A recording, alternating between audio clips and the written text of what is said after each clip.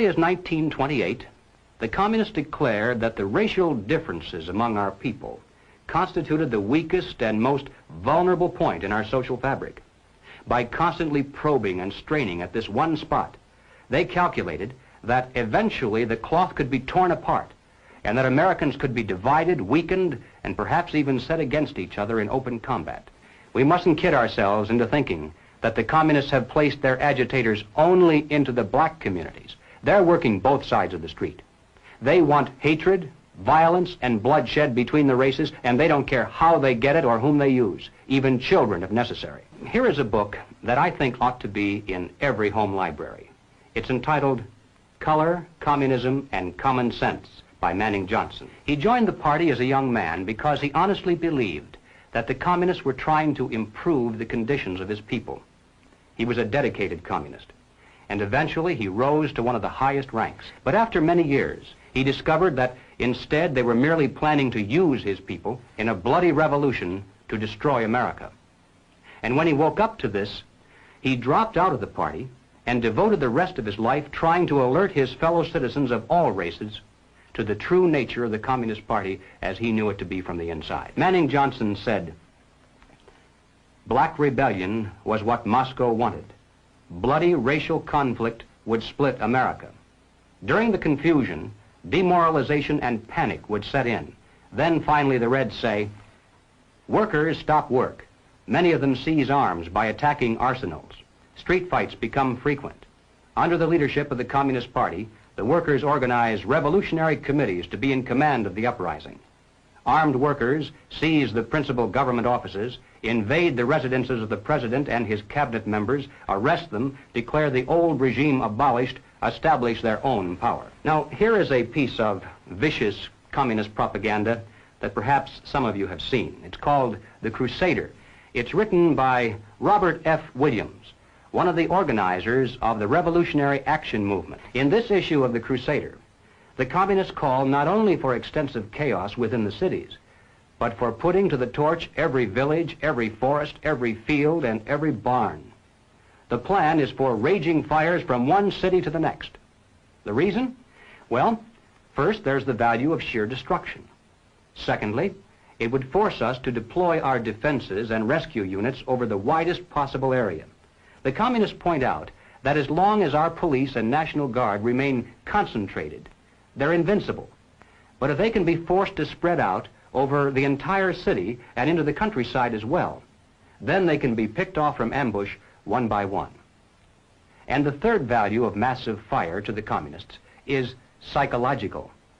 The average American, they say, soft and decadent, when he sees billows of black smoke rising from one horizon to the other, when at night the only light he has to see by is the flickering red from flames leaping into the sky, he'll become paralyzed with fear and panic. He'll run away and hide and do nothing to interfere with the guerrilla bands as they strike at the community's power centers. The Crusader explains how to set up sniper units in crowded metropolitan areas, how to manufacture jumbo Molotov cocktails, the gallon jug size, and how to mix the gasoline with certain ingredients to make it burn like napalm, how to pour gasoline into utility manholes in the streets to set fire to the main telephone cables, how to put sulfur tips from matches into air conditioning units and blow up large buildings, how to ignite gas mains and oil storage tanks. It explains how radio-controlled model airplanes can be used to fly explosive charges over heavily guarded fences into gasoline storage areas or munition stockpiles. It even calls for infiltration into the National Guard units, revolutionaries posing as non-militants for the purpose of getting free military training and for gaining access to critical military supplies and heavy weapons. And then, finally, Robert Williams says this: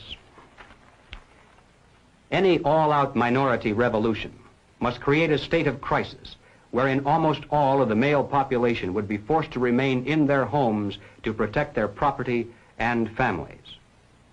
The middle class is very large, but it is not accustomed to deprivation and terror. Because of its affluence, it has waxed soft. It has no stomach for massive fire, blood, and violence.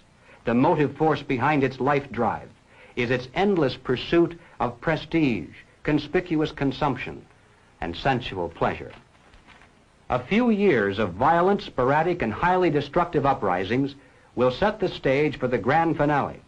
After the stage is properly set through protracted struggle, America could be brought to her knees in 90 days of highly organized, fierce fighting, sabotage, and massive firestorm. Ladies and gentlemen, the plans and preparations for a communist revolution of force and violence are far advanced. The organization behind these preparations has almost unlimited financial resources, and it provides both training and leadership based upon years of experience in many other countries.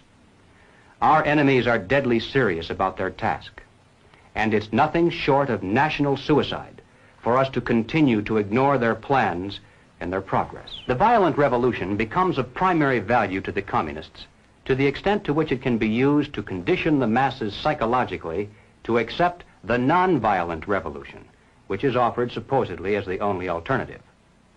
Hoping to avoid further violence and bloodshed, the public is to be pressured into accepting measures that will move the country gradually and legally toward communism, but without calling it that. The strategy of the proletarian revolution calls for the quiet conversion of our government into a communist regime, but under the banner of socialism. Well, what is socialism? All right, let's define it. According to the dictionary, socialism is a political concept based upon the principle of government ownership and control of property, the means of production, and the avenues of commerce. Under socialism, those who run the government, and the communists are confident that in America they eventually will be the ones who do so, those who run the government will know who is to get something and who has to wait, and that represents control over human beings.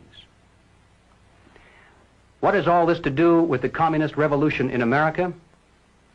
Well, ladies and gentlemen, it has everything to do with it, because the building of socialism is the communist revolution in America.